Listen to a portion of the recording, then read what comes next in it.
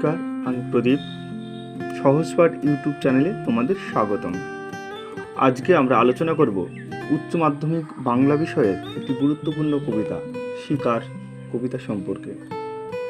আলোচনাটি শুরু করার আগে তোমাদের কাছে ছোট্ট অনুরোধ, আলোচনাটি ভালো লাগলে অবশ্যই লাইক, কমেন্ট এবং শেয়ার করবে এবং আমাদের চ্যানেলটিতে নতুন হলে চ্যানেলটি অবশ্যই সাবস্ক্রাইব করবে। তো বেশি কথা না বলে চলো শুরু করি আজকের আলোচনা। আজকের কবিতা শিকার। কবি বা জীবনানন্দ দাশ, যাকে চিত্ররূপময় কবিও বলা হয়, অর্থাৎ শিকার কবিতার লেখক কবি হচ্ছে চিত্ররূপময় কবি জীবনানন্দ দাশ। তো এই কবিতা সম্পর্কে আলোচনা করার আগে একটা কথা বলি, যেটাতে বেশিরভাগ ছাত্ররই সমস্যা হয়, সেটা হচ্ছে শিকার কবিতাটি কোন কাব্যগ্রন্থ থেকে নেওয়া হয়েছে। তো বিভিন্ন জায়গায় আমরা বিভিন্ন নাম দেখতে পাই, যেমন কোথাও কোথাও মহাপৃথিবী বা কোথাও বনলতা সেন। তো তোমাদের অনেকের প্রশ্ন থাকতে পারে বা প্রশ্ন থাকে যে পরীক্ষা আসলে কোনটা লিখবো, কোনটা ঠিক বা কোনটা লেখা দরকার আমাদের বা কোনটা ঠিক, এই সমস্ত প্রশ্নগুলো তোমাদের মধ্যে থাকে। তো সেই সমস্ত প্রশ্নগুলির সঠিক উত্তর আজকে শুনে নাও।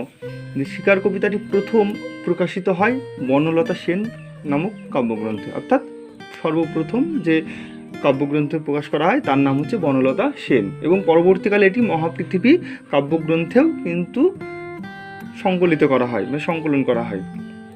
তো এবার প্রশ্ন হলো পরীক্ষায় কোনটা লিখবো আমরা।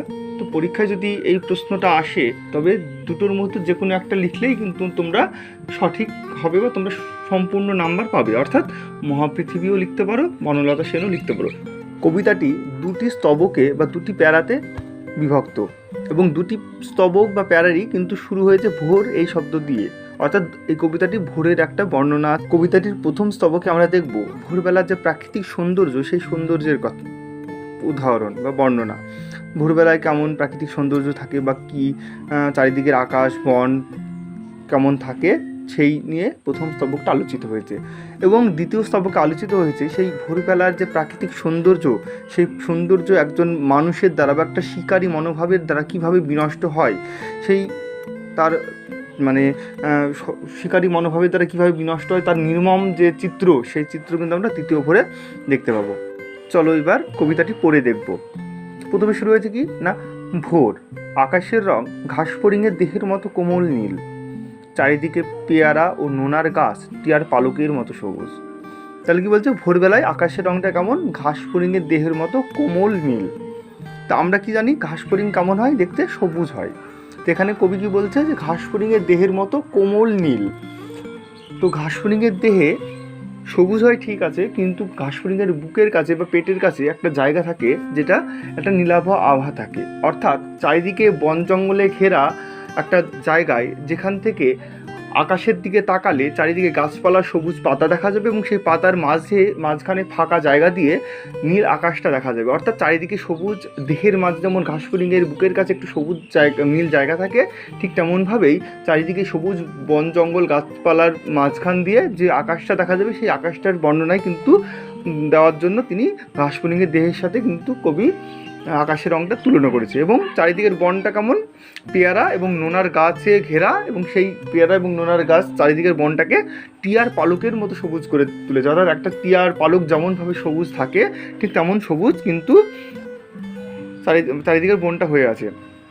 তারপর কি বলছে, একটি তারা এখন আকাশে রয়েছে, অর্থাৎ আকাশে একটি তারা এখন আছে। আমরা কি জানি না, সন্ধ্যাবেলায় একটা তারা আকাশে দেখা যায়, যেটাকে বলা হয় সন্ধ্যা তারা, এবং সেই তারাটি আবার ভোরবেলায়ও দেখা যায়, যাকে বলা হয় শুকতারা বা শুক্র গ্রহ। এটা আসলে শুক্র গ্রহ, তোমাদের বিজ্ঞান বইয়ে যদি পড়ো বা বিজ্ঞান শিক্ষকের কাছে তোমরা অবশ্যই জানতে পাবে, এটাকে বলা হয় শুক্র গ্রহ। এটা আসলে শুক্র গ্রহ, যেটা শুকতারা নামে পরিচিত। এই তারাটার অবস্থান সম্পর্কে কবি দুটো উপমার ব্যবহার করেছেন। সেগুলো কি দেখি না, পাড়াগার বাসর ঘরে সবচেয়ে গধূলি মদির মেয়েটির মতো। এর প্রথম উপমাটা কি দেখলাম আমরা, পাড়াগাঁয়ের বাসর ঘরের গধূলিমতির মেয়েটির মতো। অর্থাৎ পাড়াগাঁয়ে যখন কোনো মেয়ের বিয়ে হয় এবং সে যখন গধূলিবেলায় তার বাসর ঘরে যায়, বাসর ঘরে গিয়ে তার লজ্জারাঙা মুক্তির সাথে এই তারাটার তুলনা করা হয়েছে। এবং তার একাকী যে নিঃসঙ্গতা, এবং সে বাসর ঘরে গিয়ে যে স্বামীর জন্য একা একা অপেক্ষা করে লজ্জারাঙা মুখ নিয়ে, তার সাথে কিন্তু সেই মুখটির সাথে কিন্তু তারাটির তুলনা করা হয়েছে। কেমন না, সমস্ত আকাশ জুড়ে সমস্ত আকাশটা পরিষ্কার বা ফাঁকা আছে এবং সেই পরিষ্কার আকাশে তার সঙ্গীর জন্য যেন একা অবস্থান করছে সেই শুকতারাটি, মানে সমস্ত আকাশে একাকী তারাটির অবস্থান পাড়াগাঁয়ের বাসর ঘরের গধূলিমতির মেয়েটির সাথে তুলনা করা হয়েছে।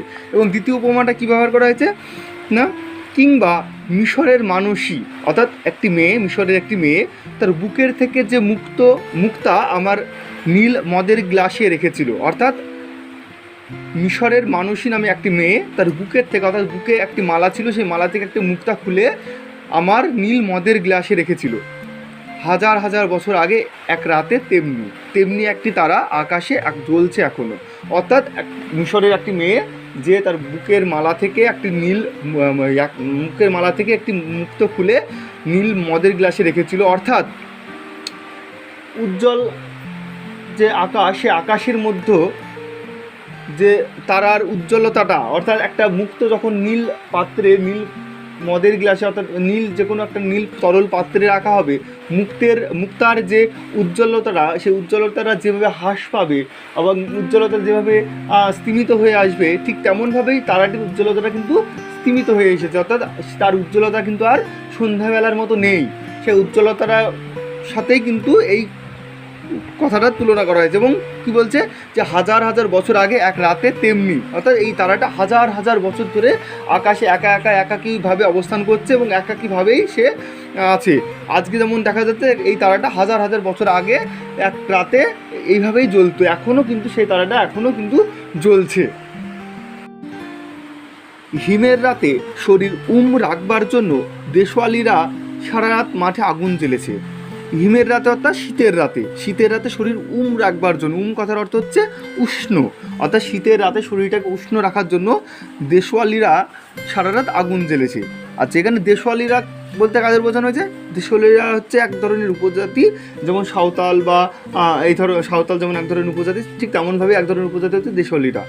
তো তাদের অবস্থান কোথায়? পশ্চিমবঙ্গ এবং বিহারের মাঝামাঝি জায়গায়, এবং তারা দুটো দেশের সংস্কৃতি নিয়ে অবস্থান করছে এবং তাদের ভাষাটাও কিন্তু ঠিক বাংলাও না বিহারিও না, এই দুটো দেশের ভাষার মধ্যখানে অবস্থান করায় দুটো দেশের ভাষার বৈশিষ্ট্য কিন্তু তাদের মধ্যে আছে। তো সেই দেশওয়ালিরা কী করছে না, মাঠে আগুন জ্বেলেছে, সারা রাত ধরে আগুন জ্বেলেছে। কেন আগুন জ্বেলেছে? তাদের শরীরটাকে গরম রাখার জন্য, অর্থাৎ শীতের রাতে, অর্থাৎ এই শীতের রাতে শরীর গরম রাখবার জন্য। এই কথা থেকে আমরা বুঝতে পারছি কবিতাটি শীতকালের কোনো একটা ভোরবেলার বর্ণনা। তারপরে কী বলছে, তা মোরগ ফুলের মতো লাল আগুন, সেই আগুনের রং ব্যবহার করবার জন্য কবি বলছে যে আগুনের রং কেমন না, মোরগ ফুলের মতো লাল। মোরগ ফুল কিন্তু একেবারে লাল না, একটু রানী কালার টাইপের থাকে।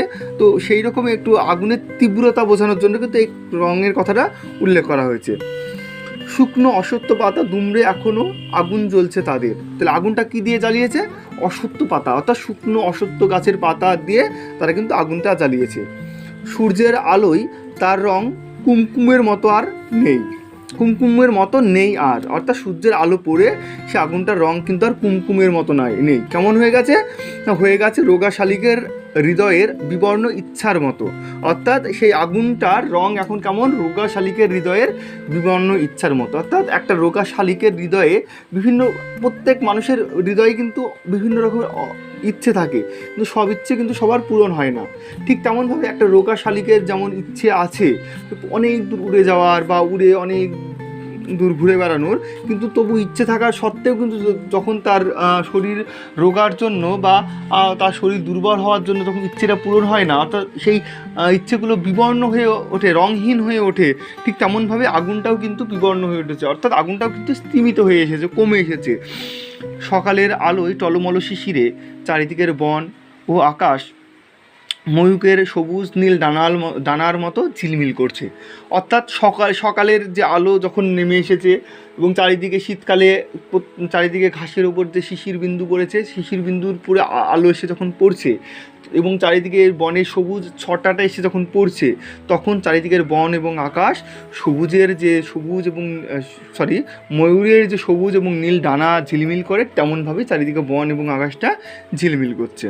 ছিল আমাদের প্রথম স্তবকে ভোরের বর্ণনা, অর্থাৎ ভোরের যে অপরূপ প্রাকৃতিক সৌন্দর্য, সেই সৌন্দর্যের বর্ণনা। এবার আসছি সেই ভোরবেলায় যে প্রাকৃতিক সৌন্দর্য তা শিকারী মনোভাবের দ্বারা কিভাবে বিনষ্ট হয় সেই তার বর্ণনা। পরের স্তবক শুরু হয়েছে ভোর এই কথাটা দিয়ে। কি বলছে না, ভোর সারা রাত চিতাবাঘিনীর হাত থেকে নিজেকে বাঁচিয়ে বাঁচিয়ে নক্ষত্রহীন মেহগনির মতো অন্ধকারে সুন্দরীর বন থেকে অর্জুনের বনে ঘুরে ঘুরে, অর্থাৎ সারা রাত চিতাবাঘিনীর অর্থাৎ চিতাবাঘের হাত থেকে নিজেকে বাঁচিয়ে বাঁচিয়ে অর্থাৎ তার হাত থেকে পালিয়ে পালিয়ে নক্ষত্রহীন অর্থাৎ আকাশে যে একটি মাত্র নক্ষত্র আছে, বাদবাকি নক্ষত্র নেই, সেই নক্ষত্রহীন মেহগনির মতো অন্ধকারে, অর্থাৎ মেহগনির গাছের যে বড় বড় পাতাগুলো হয় সেই পাতার ফলে কী হয়, আলোটা ঠিকঠাকভাবে পৌঁছতে পারে না, ফলে অন্ধকারটা একটু বেশি গাঢ় হয়। সেই মেহগনির মতো অন্ধকারে সুন্দরীর বন থেকে অর্জুনের বনে ঘুরে ঘুরে, অর্থাৎ সুন্দরী গাছ, অর্জুন গাছ, মেহগনি গাছ ইত্যাদি গাছগুলো কিন্তু সেই বনে আছে, এবং সেই বনে ঘুরে ঘুরে সুন্দর বাদামি হরিণ এই ভোরের জন্য অপেক্ষা করছিল। অর্থাৎ একটা সুন্দর বাদামি রঙের হরিণ ভোরের জন্য অপেক্ষা করছিল। কেন? কারণ ভোরবেলায় ভোরের আলোয় সে পালাবার পথ খুঁজে পাবে, ভোরের আলোয় সে চিতাবাঘিনীর হাত থেকে রক্ষা পাবে। এসেছে সে ভোরের আলোয় নেবে, এবং সে যার জন্য অপেক্ষা করছিল তা তার কাছে সম্পূর্ণ হয়েছে, অর্থাৎ সে ভোরের আলোয় নেমে এসেছে। কচি বাতাবি লেবুর মতো সবুজ সুগন্ধি ঘাস ছিঁড়ে ছিঁড়ে খাচ্ছে, অর্থাৎ কচি বাতাবি লেবুর পাতায় যেমন সুন্দর সুগন্ধ থাকে, ঠিক তেমনভাবেই সবুজ ছোটো ছোটো ঘাসগুলিতেও তেমনই সুগন্ধ থাকে, এবং সেই সুগন্ধি ঘাসগুলো কিন্তু সেই সুন্দর বাদামি রঙের হরিণটি ছিঁড়ে ছিঁড়ে খাচ্ছে। নদীর তীক্ষ্ণ শীতল ঢেউয়ে সে নামলো, ঘুমহীন ক্লান্ত বিহবল শরীরটাকে স্রোতের মতো একটা আবেগ দেওয়ার জন্য, অর্থাৎ ঘুমহীন ক্লান্ত বিহবল শরীরটাকে, অর্থাৎ সারা রাত ধরে সে চিতাবাঘিনীর হাত থেকে পালিয়ে বেরিয়েছে, তার জন্য তার চোখে ঘুম নেই, পালিয়ে বেড়ানোর জন্য তার শরীর ক্লান্ত বিহবল, এবং সেই বিহবল শরীরটাকে স্রোতের মতো একটা আবেগ দেওয়ার জন্য সে নদীর তীক্ষ্ণ শীতল ঢেউয়ে সে নামলো। অর্থাৎ আমরা যখন কোনো আগের দিন ধরো কোনো কাজে ক্লান্ত হয়ে পড়লে, ঘুম ঠিকঠাক না হলে পরের দিন কী করি, সকালবেলা উঠে তাড়াতাড়ি স্নান সেরে নিই, এবং স্নান করে নেওয়ার পরেই কিন্তু আমরা আমাদের দেহের যে সতেজতা অর্থাৎ একটা সতেজতা বোধ কিন্তু আমরা করি। ঠিক তার জন্য তেমনভাবেই হরিণটিও কিন্তু সারা রাত চিতাবাঘিনীর হাত থেকে পালিয়ে বেরিয়ে ক্লান্ত হয়ে পড়েছিল, এবং সেই ক্লান্তিটা কিন্তু দূর করবার জন্যই সে নদীর শীতল তীক্ষ্ণ ঢেউয়ে সে নামলো চান করবার জন্য। অন্ধকারে হিমকুঞ্চিত জরায়ু ছিঁড়ে ভোরের রৌদ্রের মতো একটা বিস্তীর্ণ উল্লাস পাবার জন্য, অর্থাৎ অন্ধকারে হিমকুঞ্চিত জরায়ু ছিঁড়ে, অর্থাৎ আগেই বলেছে এটা শীতকালের একটা ভোরের বর্ণনা। তো শীতকালে ভোরবেলায় নদীর জল, শীতকাল তো এমনি ঠান্ডা হয়, নদীর জল তো ঠান্ডা হবেই, তো সেই শীতকালে নদীর জলে যখন নেমেছিল তখন কি হয়েছিল না, তার শরীর একেবারে অবশ হয়ে আসছিল, মনে হচ্ছিল যে যেন শিরা উপশিরাগুলো একবারে গুটিয়ে আসছে। তো এইরকম অন্ধকারে হিমকুঞ্চিত জরায়ু ছিঁড়ে ভোরের রৌদ্রের মতো একটা বিস্তীর্ণ উল্লাস পাওয়ার জন্য, অর্থাৎ সেই অন্ধকারের যে ঠান্ডা, সেই ঠান্ডাটা কিন্তু জলে নামার পরে একটু তার দূর হয়েছিল, এবং যেমনভাবে রোদ, শীতকালে রোদ আমাদের কাছে প্রিয় হয়ে ওঠে, রোদ আমাদের কাছে খুব ভালো লাগে, ঠিক তেমনভাবে একটা উল্লাস দেয়, সেই তেমনভাবে উল্লাস পাওয়ার জন্য সে জলে নেমেছিল। এই নীল আকাশের নিচে সূর্যের সোনার বর্ষার মতো জেগে ওঠে সাহসে, স্বাদে, সৌন্দর্যে হরিণীর পর হরিণীকে চমক লাগিয়ে দেওয়ার জন্য, অর্থাৎ এই নীল আকাশের নিচে সূর্যের সোনার বর্ষার মতো জেগে ওঠে, অর্থাৎ শীতকালে যেমন সূর্যের আলো আমাদের কাছে বর্ষার মতো এসে পড়ে, আমাদের যেমন খুব ভালো লাগে, ঠিক তেমনভাবেই হরিণটিরও কিন্তু খুব ভালো লেগেছিল, এবং সে কী চেয়েছিল না, সাহসে, স্বাদ এবং সৌন্দর্যে, তার নিজের গ্ল্যামারে, নিজের হ্যান্ডসাম এই দৃষ্টিভঙ্গিতে সে হরিণীর পর হরিণীকে চমক লাগিয়ে দিতে চেয়েছিল। তারপর কি দেখছি না, একটা অদ্ভুত শব্দ। তো এইরকম একটা শান্ত পরিবেশে একটা সুন্দর একটা হরিণ, বাদামি হরিণ সারা রাত চিতাবাঘিনীর হাত থেকে পালিয়ে বেরিয়ে এসে ক্লান্ত হয়ে পড়েছে, তারপর নদীর জলে নেমে সে স্নান করছে নিজের শরীরে সতেজতা ফিরিয়ে আনবার জন্য, সে সবুজ বাতাবি লেবুর মতো সুগন্ধি ঘাস ছিঁড়ে খাচ্ছিল। এই সমস্ত একটা নিস্তব্ধতার মধ্যে কিন্তু ঘটছিল। তো এই নিস্তব্ধতার মাঝে একটা অদ্ভুত শব্দ শোনা গেল, এবং নিস্তব্ধতা কিন্তু ভঙ্গ হয়ে গেল। নদীর জল মচকা ফুলের পাপড়ির মতো লাল, অর্থাৎ হঠাৎ করে শব্দটা হওয়ার পরেক্ষণেই নদীর জল লাল হয়ে উঠল। কেমন লাল না, মচকা ফুলের পাপড়ির মতো লাল। আগুন জ্বলল আবার, উষ্ণ লাল হরিণের মাংস তৈরি হয়ে গেল, অর্থাৎ আবার আগুন জ্বলল। এখানে আবার কথাটি ব্যবহারের কারণ কি না, প্রথমবার একবার আগুন জ্বালানো হয়েছিল কিসের জন্য না শরীর উষ্ণ রাখার জন্য বা রাখবার জন্য।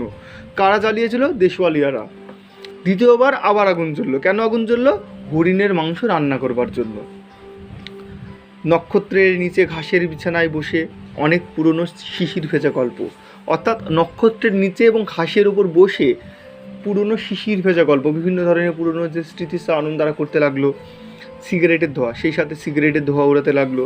টেরিকাটা কয়েকটা মানুষের মাথা। টেরিকাটা কথার অর্থ হচ্ছে এক ধরনের বিশেষ ভঙ্গিতে চুল কাটা।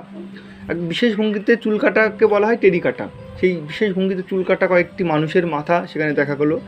এলোমেলো কয়েকটা বন্দুক, হিম, নিস্পন্দন, নিরাপরাধ ঘুম, এবং তার পাশে ছড়িয়ে আছে এলোমেলো কয়েকটা বন্দুক। অর্থাৎ এই যে প্রথমে বলা হলো একটা অদ্ভুত শব্দ, সেই শব্দটা বন্দুক থেকে গুলি ছোড়ার শব্দ ছিল। এবং যখন হরিণটা নদীর জলে নেমে চান করছিল, নদীর জলের মধ্যে ছিল, তখন বন্দুক থেকে গুলি ছোড়া হয় এবং হরিণটাকে বিদ্ধ করা হয় গুলি দিয়ে। এবং গুলিবিদ্ধ অবস্থায় হরিণের যে রক্ত, সে রক্তের নদীর জল লাল হয়ে ওঠে এবং তারপর হরিণটির মাংস রান্না করা হয়।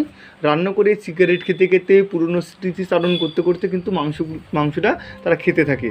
এবং সেই অবস্থায় চারিদিক ঠান্ডা, হিম এবং নিরাপরাধ নিস্পন্দন নিরাপরাধ ঘুম, অর্থাৎ নিস্পন্দন, কোনো স্পন্দনহীন।